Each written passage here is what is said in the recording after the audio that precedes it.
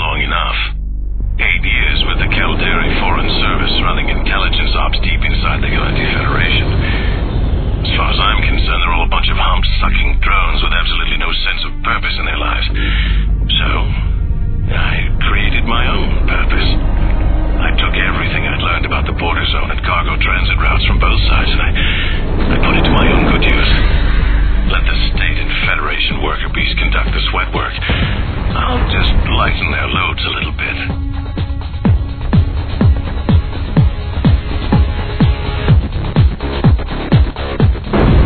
In this universe, pilots are free to choose their own economic and political destinies. Some choose to mine the resources of our great frontiers.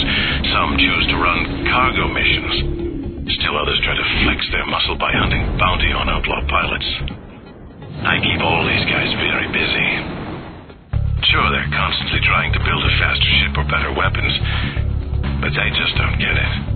Brains are a better weapon than any Megatron-class battleship or any Graviton smart bomb.